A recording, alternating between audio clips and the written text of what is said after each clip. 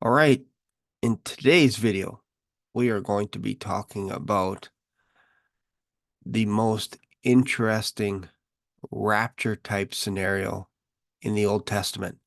So if you're interested in learning about this, then stick around. Feel free to subscribe to this channel. Feel free to share your thoughts, and we're going to jump into the Bible. So before we begin, just like to share a little bit about the coffee I'm drinking this morning. This is drinking a Starbucks blend. It's called True North because as a Canadian, I enjoy coffee. And this particular blend is just over 10 years old. I've had it now for just over 10 years. Lightly roasted with just a hint of milk chocolate roasted into the bean. I like it. I like the taste. And what I like to do as well is I like to take some oat milk and then I'll whip it up, heat it in the microwave, whip it up, and then I'll pour it over my coffee. So it's got a little bit of foam in it. And this is what I like to do when I'm sitting down, reading the Bible, making videos. I always enjoy a nice hot cup of coffee. So that's a True North blend, and I use K-cups right here. I don't know if you could see this. Let me just turn off the light here for a sec. There it is. True North blend. All right, so let's jump into a rapture type scenario in the Old Testament.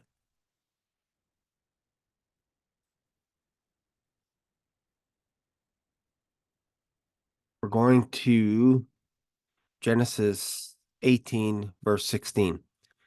And the men rose up from thence and looked toward Sodom, and Abraham went with them to bring them on the way.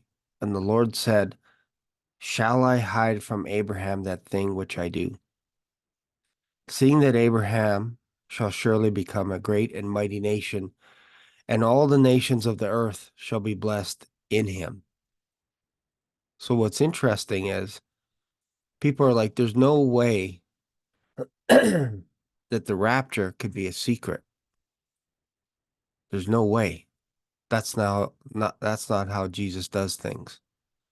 And it's like all you have to do is read about Jesus' life in the Gospels, and you'll see Jesus was quite secretive, very secretive. Every time he did a miracle, he would tell people not to tell who he was. And he would always try and do things secretively. His brothers would be like, hey, why don't you go out in the open here? Like, if you're a true prophet, you do things openly. And they went down to Jerusalem, and then Jesus went later secretively by himself because they're all looking for him. And he would do that. Even to demonic spirits, he'd tell them, shut up, don't speak. Anybody that was healed, that was blind, mute, he would just say the same thing. Go tell the priest what I did, but don't tell anyone else who I am. He was just secretive about it. He had a mission. That mission was to get to the cross. So here we see this sure looks like Jesus Christ. No matter how you slice it, when you look at this, you see a person walking with Abraham. And Jesus even said before Abraham was, I am. Because the Pharisees were questioning him, saying, you're not even 50. How can you say you saw Abraham? Like, I saw him, and he saw me, and he was glad. Look at this, verse 18. So, verse 17, the Lord said, shall I hide from them? Hide from Abraham that thing which I do? Should I keep this a secret? Seeing that Abraham shall surely become a great and mighty nation, and all the nations of the earth shall be blessed in him. Question mark. For I know him that he will command his children and his household after him, and they shall keep the way of the Lord to do justice and judgment, that the Lord may bring upon Abraham that which he has spoken of him. And the Lord said, because of the cry of Sodom and Gomorrah is great, and because their sin is very grievous, I will go down now and see whether they have done altogether according to the cry of it, which is come unto me, and if not, I will know. So the Lord is going to check out Sodom and Gomorrah and see if it's as wicked as people say. And the two other men, turned their faces from thence and went toward Sodom, but Abraham stood yet before the Lord. So I don't know how Jews that read this Bible can't see Jesus Christ in the Old Testament. It's right here. Abraham stood yet before the Lord. It's not an angel. You don't call angels Lord. Verse 23. A little parched this morning.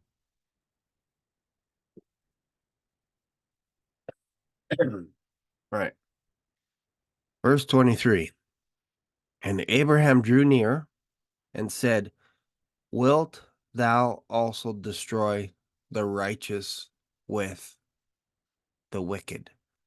This is what post-tribbers do not understand. They can't comprehend this idea that God will not destroy the righteous with the wicked.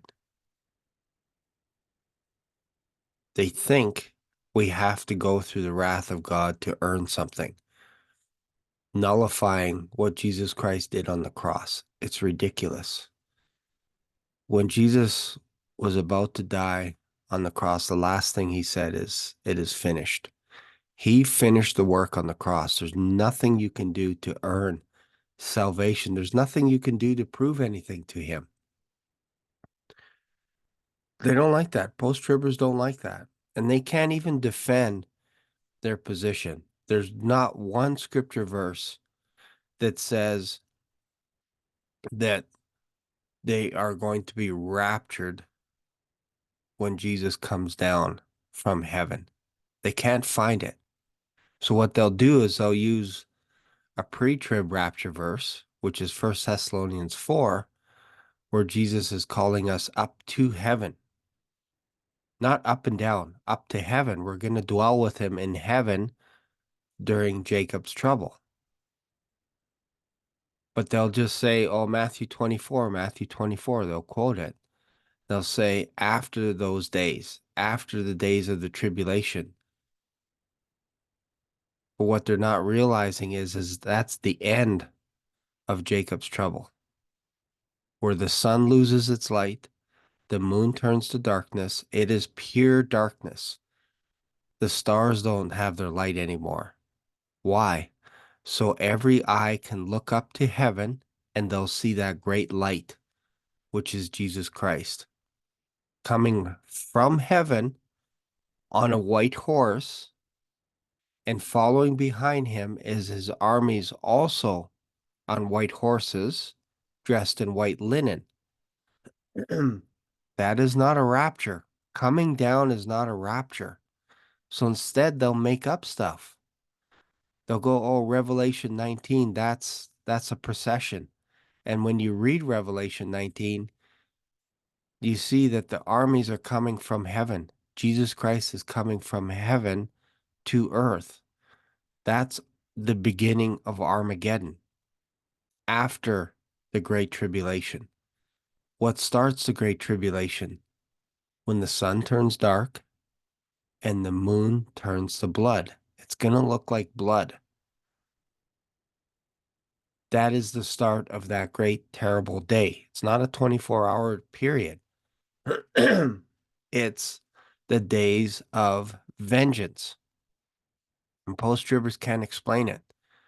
They can't explain those living in heaven. They're like, it kind of looks like robes are being handed out, but yet it doesn't make any sense. If they're spirits, why do they get robes? Oh, they must have some type of spiritual body. Meanwhile, we see people tossing their crowns down, bowing before Jesus Christ, worshiping him 24 hours a day with palm branches, kneeling, crying, weeping, all the emotions of a human, kneeling down, worshiping God. in heaven. We see the Antichrist on earth, blaspheming the name of God, blaspheming his temple, cursing those that dwell in heaven. There are people living in heaven, even right now, with physical heavenly bodies that were designed by Jesus Christ himself. You can't get around that. Post-tribbers are stumped by this one. They're like, it looks like there's people dwelling in heaven. We even see when Lucifer is cast down from heaven with a third of the angels, and they turn around and they try and go back up to heaven, but there's no place for them anymore. So then those then in heaven that dwell in heaven are celebrating that the devil, the accuser of the brethren, is finally cast down. And then it's woe to the inhabitants of the earth, those that dwell on earth. Why? Because the devil knows his time is short. So they can't get around the idea that we are being raptured and we live in heaven. They can't get around it. You don't see in Revelation chapter 19, you don't see a rapture. You see armies coming from heaven. There's no procession. There's no up and down. It's not in scripture.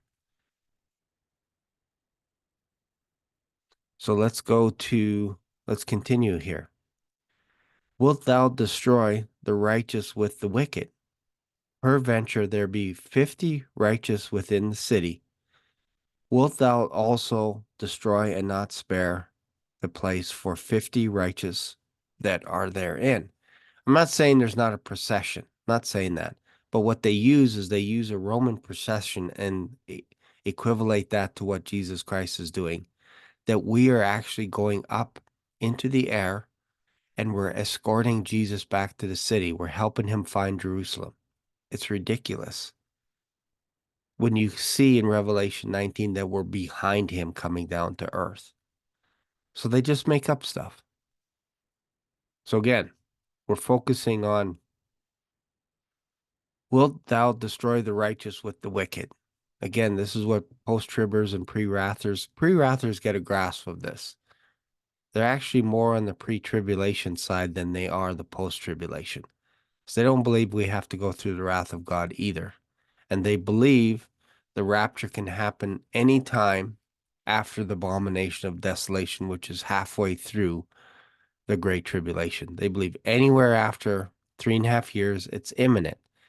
And people like Joel Richardson with FAI Studios somewhat agree and disagree with them. They say, okay, this is what the pre-wrathers believe. Anytime after 3.5 years, Jesus can come. Like, but I don't believe in imminency. I believe he has to come after the tribulation is over. And sometimes Joel will get confused and go, it's actually a hybrid. It's pre-wrath / post-trib / hybrid. But if I'm wrong and Jesus comes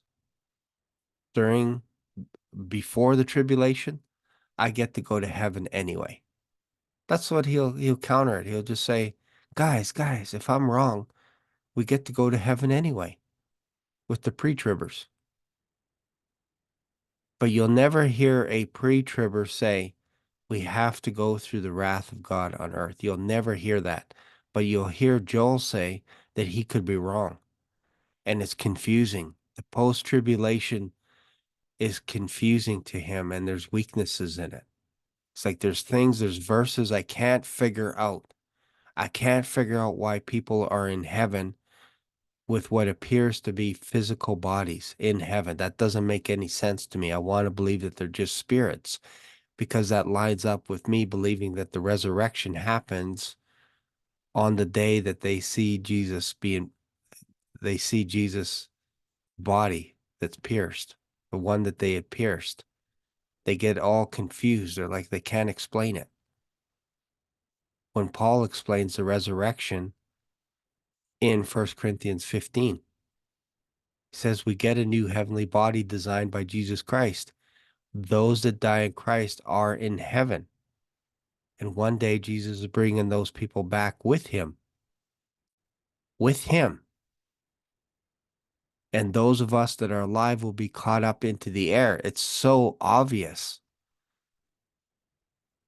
But people are like, no, no, no, no. Those are people that are just being resurrected millimeters, just a few seconds, maybe 1 second, a nanosecond before us. They go up and then they come back and they're looking at us and we're meeting them in the air. When the whole book was talking about comforting, and Thessalonians talking about comforting the Christians because they're worried that those that died are going to miss the rapture, miss going to heaven. And Paul's like, no, no, you don't understand. Those that sleep in Christ are actually in heaven, and Jesus is bringing them back with him. And we're going to get caught up into the air so that we can be with him forever. And we see this in Revelation. I think it's the fifth or sixth, the sixth seal being opened. We see a glimpse of Christians that are raptured, worshiping God 24 hours a day. Why? Because of what First Thessalonians 4 says. Paul says that we will be with Jesus Christ forever. We're not leaving his side. It's going to be very tough once we see Jesus Christ in heaven to leave his side. He's not getting rid of us. We're going to be there. We're going to be like, we're going wherever you're going, but I'm going for a walk. I know we're going for a walk with you. We're not leaving you this time. You're not getting away from us. We're going to follow him around in heaven. All right. This is just what we do. We love to worship Jesus Christ. You can't get around that. This is why the Gentiles are worshiping Jesus Christ right now, especially right now at Christmas time. 24 hours a day, he is being worshiped by Gentiles all over the world. There are many Jews that have the Torah and they're not reading it. They're not reading it. They're not reading their Old Testament. Instead, they're relying on the Talmud, and they're all like mad. They're mad that we're worshiping the Son of God, the ones that aren't saved. They can't figure this out. They're mad. They're angry. They spend all of Christmas being angry that we are worshiping Jesus Christ. And it's all over the world. So here's Abraham now. Peradventure there be 50 righteous within the city. Wilt thou also destroy and not spare the place for 50 righteous that there are in? So this is one of the reasons why the world isn't being decimated right now. It's because Christians are here all over the place. Once we're removed, once the Holy Spirit removes us, the Antichrist will be revealed. We're not sure the particular order. It could be an unveiling of the Antichrist and then we go, or it could be we go just before the Antichrist gets unveiled and he begins what he does on earth over a period of 7 years. And it gets so bad that Jesus Christ comes down to earth, because if he didn't come down, there would be nobody left. So Abraham's saying, if you find 50 righteous people in Sodom and Gomorrah, will you destroy the city? Here's what God says, and people miss this. Verse 25, still continuing with Abraham. That be far from thee to do after this manner, to slay the righteous with the wicked. If you're with Jesus Christ, you're considered righteous. You are considered worthy of escape. Why? Because of what Jesus Christ did on the cross. We are joint heirs of Christ. We are seated in heavenly places right now today. We are joint heirs of Christ today. God will not strike himself twice. That the righteous should be as the wicked, that be far from thee. So again, guys, this is so obvious. That be far from thee to do after this manner, to slay the righteous with the wicked, that the righteous should be as the wicked. That be far from thee. Shall not the judge of all the earth do right? And the Lord said, if I find in Sodom 50 righteous within the city, then I will spare all the place for their sakes. 50. He's going to spare that wicked city, Sodom and Gomorrah, for their sakes. Do you understand that? 50 people, 50 righteous people.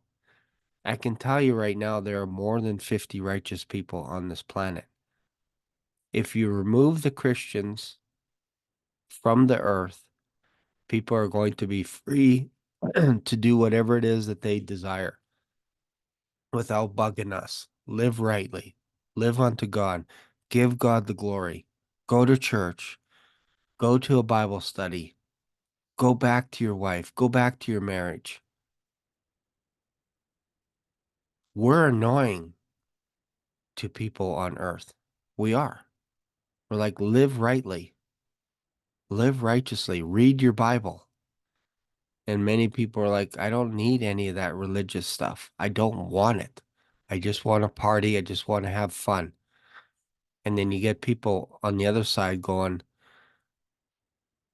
we want to go through God's wrath. We have to endure to the end.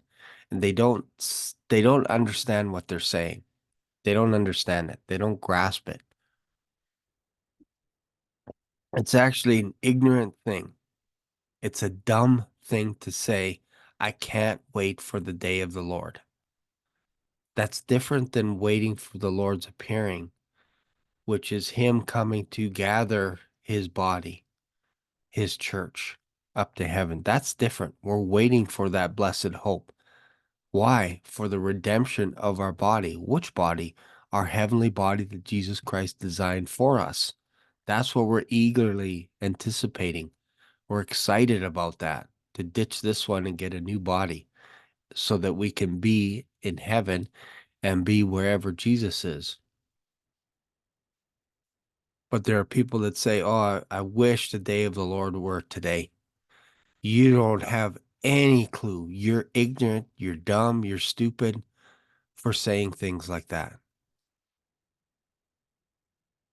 How could I be so bold? Because you don't have any idea how terrible that day is. There's not going to be a day like it. It's going to be worse than Sodom and Gomorrah. It's going to be worse than any day that you've ever heard of in your life. Any day that's happened so far, amplify it by 100 times. That's why I say you're ignorant when you wish the day of the Lord would happen. It's an ignorant thing to say. And you get a pass out of ignorance. But if you're doing it because you want wicked people to suffer and get tortured, including Israel, you got to really check your heart when you're saying things like that. Because you got to understand that 2/3 of Israel is going to get wiped out. Is that what you're wishing for? You that love Israel so much, you're wishing for them to get destroyed? It's a weird thing to say because that's what's going to happen. There is a plumb line that is drawn out over Israel. What is a plumb line? It's basically a line that's like this. I don't know if you can see this. Basically drawn across that God is saying, I will destroy Israel to that plumb line. I'm not going to go I'm not going to go below that plumb line. They're going to be diminished, but I'm not going to wipe them out because of my promise to Abraham, Isaac, and Jacob. But because of their iniquity, what they've done to me, what they've done to my prophets, I rose so many prophets to warn them and ask them to repent, and they didn't. They rejected me. They rejected my prophets. Their iniquity was so high, they did worse than Sodom and Gomorrah. But I kept them around because of my promise, because I feared that the Gentiles would get all into a stupor because of Israel being destroyed. Because of that fear that they would give themselves glory saying they destroyed Israel, I will never let Israel get destroyed. So those of you that are fearful today that Israel is going to get destroyed off the map, you're going against God's word, because God said he'll never destroy Israel completely, but he will diminish them. It's like taking a fig tree and shaking it so that there's only a handful left. And in Revelation, we see 144,000 are sealed, just to make sure that we don't lose all 12 tribes of Israel.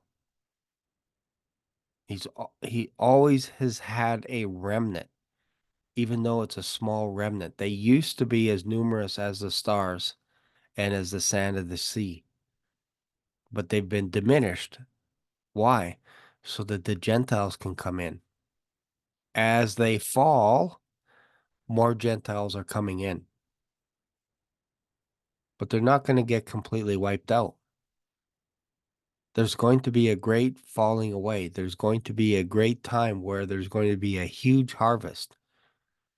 And during that harvest, many people will get raptured into heaven all at once. And that is the start of the Great Tribulation. I can go on and on, but I gotta continue with this. Far be it from thee. So if you find 50 righteous, and God says, no, if I find 50 righteous, if I find in Sodom 50 righteous, then I will spare. Abraham answered, behold, now I've taken part upon me to speak, which I am but dust and ashes. Peradventure there shall be a lack of 5, will thou destroy the whole city. So Abraham's being bold here. He's like, okay, 50, how about 45? And then the Lord says, I will not destroy it. Then Abraham said, how about 40? And he said, I will not do it for 40.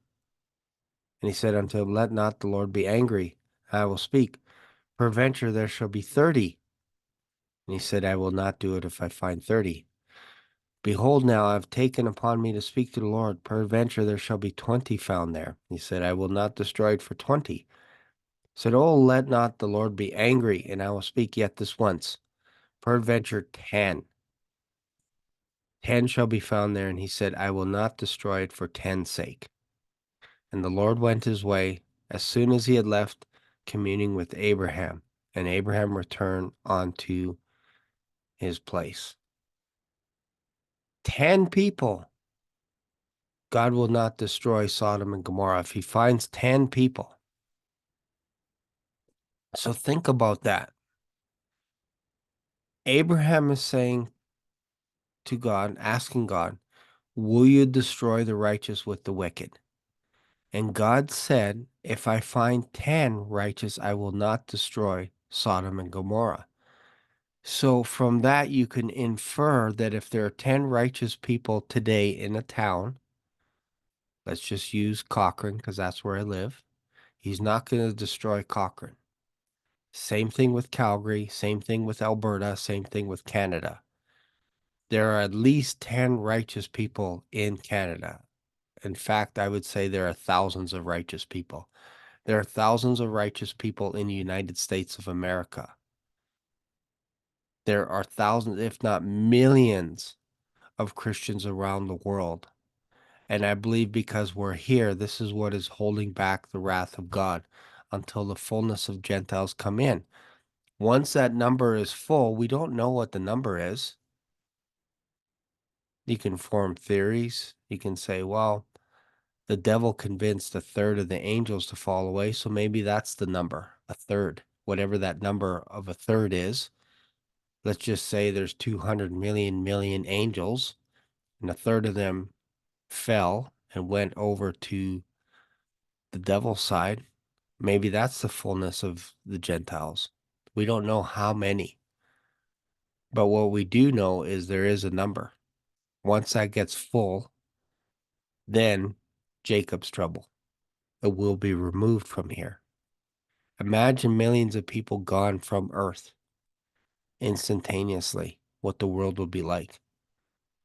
And there are still people, Christians, that are saying they got to go through the wrath of God, knowing that they're wrong in their hearts. They know they're wrong because they'll say it. They'll say, if I'm wrong, I'm going anyway. but they're decimating people around them by saying silly stuff like we got to get drugged through the mud as a bride to prove ourselves. And then they're in their hearts, they're like, I don't care if I'm wrong. I'll go to heaven anyway. It's a weird thing to say. And to come against pre-tribbers we're waiting every day for Jesus Christ. We work, we do our job, we raise our family, and we look in expectancy. That's all we're doing is we're preparing our heart every single day as though the Lord would come. And if he tarries one more day, that's fine. We get to know him a little bit better each day. But they're like, you're going to fall away. I'm like, you guys are actually in more danger of falling away than we are. We're in expectation of Jesus Christ. You guys want to go through hell and fire on earth. You want it. You're dreaming about it every day going, man, we deserve it. We deserve it. We deserve it. We need to go through to earn something, to earn our salvation. We got to endure. We got to, and then there's a risk of taking the mark. Half the earth is going to get wiped out. Which half are you living in? Or are you thinking that's only for Jerusalem? Only that area? Because that's what they'll say. They'll say we're safe in North America. It's only Jerusalem that's going to be bombarded by all these hailstones and everything. It's not us. And if it is us, we're going to have invincible bodies walking around on earth during the wrath of God. That's what they'll tell you. So now you have to believe that you're going to be walking around invincible while people are being beheaded around you. That's what they're telling you. They want you to go through the wrath of God because they don't believe in Jesus Christ themselves. That's why they're doing it. Their belief is on rocky ground, rocky soil. As soon as real persecution comes, the Antichrist is on the world, they will fall hard. Why? Because they're already wanting to face the Antichrist. They're like, we can do it. We can face the Antichrist. We can take him head on, and we can make it to the end of the 7-year tribulation when most of the earth will be wiped out. And Jesus said, if I don't come back, there'll be nobody left. Think about that. It's crazy talk, crazy talk. So we get 10 people and the Lord leaves.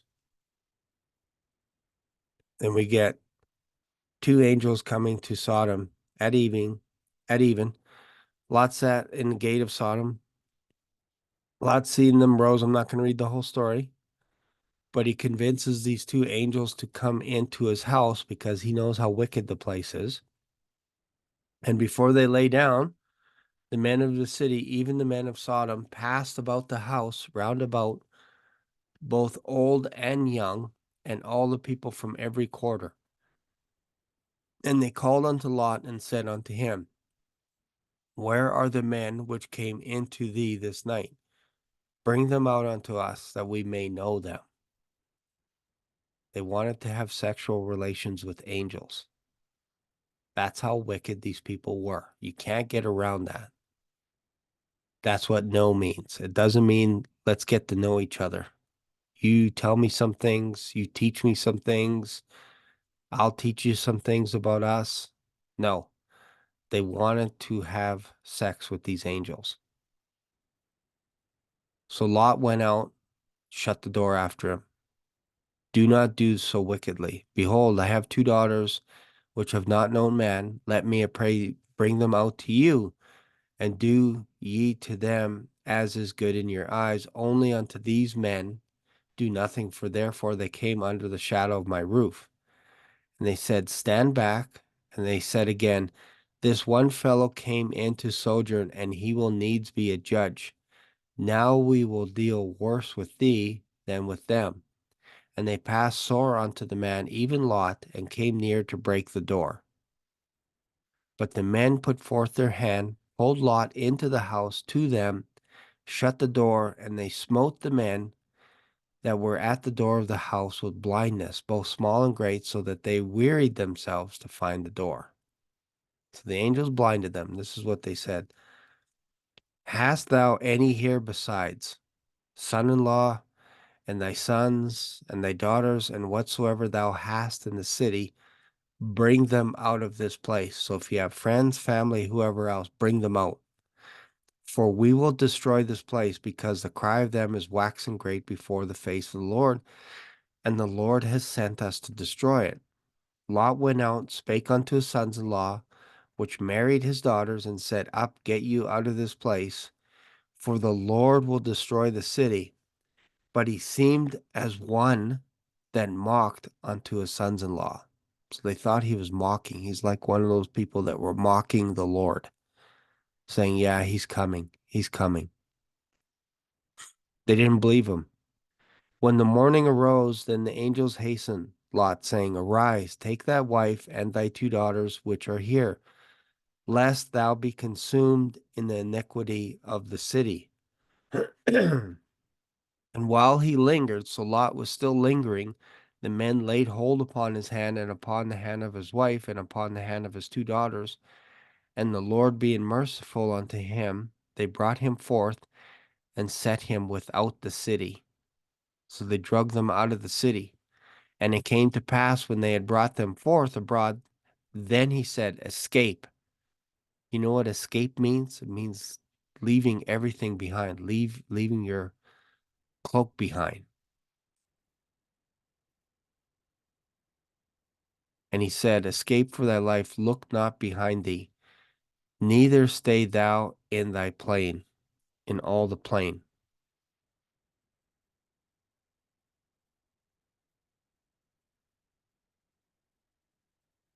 Escape to the mountain, lest thou be consumed. And Lot said unto them, Not so, my lord. So now Lot's making a deal. Behold, now thy servant hath found grace, which thou hast magnified, thy mercy which thou hast showed unto me in saving my life, and I cannot escape to the mountain, lest some evil take me and I die. So he's worried about dying on his way to the mountain. It's not a mountain man. Behold, now the city is near to flee unto, it is a little one. Oh, let me escape thither. Is it not a little one? And my soul shall live. And he said unto him, See, I have accepted thee concerning this thing also, that I will not overthrow this city, for thou which hast spoken. Which city? Zor. The second Lot said he's going to that city, the angel said, I will not destroy Zor because of you. One person. That city will be saved because of one person. Haste thee, escape. 3 times we hear escape. For I cannot do anything till thou become thither. I can't do anything until you're out of that city, until you get into Zor. Therefore the manner of the city was called Zor. The sun was risen upon the earth, and Lot entered into Zor. Then the Lord rained upon Sodom and Gomorrah brimstone and fire from the Lord out of heaven. If, like post-tribbers say, that we are to go through the wrath of God, why remove Lot from Sodom and Gomorrah? Why remove his family? Why have him go to Zor and then save that city? It's because the righteous Lot was righteous in God's eyes, and God was saving him. If he was unrighteous, God wouldn't have saved Lot, but he was considered righteous. And it vexed him in his spirit to be living in those wicked cities. As he saw what was happening around him. So I got to ask you the question, based on this, look at this here. Then the Lord rained upon Sodom and Gomorrah brimstone and fire from the Lord out of heaven, and he overthrew those cities and all the plain and all the inhabitants of the cities that grew upon the ground, which grew upon the ground. But his wife looked back from behind him, and she became a pillar of salt. And Abraham got up early in the morning to the place where he stood before the Lord, and he looked toward Sodom and Gomorrah, toward all the land of the plain, and beheld, and lo, the smoke of the country went up as the smoke of the furnace. As it came to pass when God destroyed the cities of the plain, that God remembered Abraham and sent Lot out of the midst of the overthrow, when he overthrew the cities in which Lot dwelt. So you got to ask yourself, was this God's wrath on the city? Yes. When did Lot get removed? Before, in the middle of it, or after? Most people with common sense will say Lot got removed before the city was overthrown. We even see the angel saying, I can't destroy the city until you're safe. So when we talk about a pre-tribulation rapture, God removes the church, removes the body off the earth so that we're safe in heaven. So now he can unleash his wrath on the earth. It's in the Old Testament. We just read it. There will still be people that will be commenting on here saying they'll make up stuff. You can't deny what I just read. You can't say that Lot went through the wrath of God. You can't say that. You're a liar if you say that. God rescued Lot from Sodom and Gomorrah and his family. You can't say that he let them stay and he formed a bubble around them in Sodom and Gomorrah. You're making up stuff now. It means you don't believe. You don't believe in the rapture. You don't believe we're going to heaven. You don't believe people live in heaven. You don't believe in the resurrection. And I question your faith. I do. Because if you're going to argue with me on this, let's just talk about this. Was Lot rescued from Sodom and Gomorrah? Yes or no? If you say no, you got issues mentally. There's something blocking your heart right now. You're reading wickedness into the Bible. You're going, God is out to crush us. You don't understand what his son did on the cross for us. You can't deny what I just read. Can't deny that Lot was rescued. You can't deny that God will not destroy the righteous with the wicked. You can't deny it. God will not go against his word. So he will remove the righteous before God's wrath. We see it as a clear example in the book of Genesis. It can't be any more crystal clear. I'll be curious to see the comments. And if you're watching this channel and you watch this video and you believe in a rapture, read the comments. Read the comments because I'm going to leave them up. There are going to be wicked people that are going to say crazy stuff. Their hearts aren't right now. They doubt God's word. They don't read the Bible. They probably don't go to church. They probably don't care about people. They don't edify the church. They don't want to read. They don't want to learn. Instead, they'll listen to what other people say instead of reading the Bible. I just read scripture and I can't wait to see what the comments are going to be. They'll say, I can predict it. They'll say things like Matthew 24 right out of the gate. And they'll say that's Lot going through the wrath of God. Lot was not raptured out of the earth. That's what they'll say. They'll say this. I'm telling you, the comments will be coming. They'll be like, Lot was never raptured. That's why there's no rapture.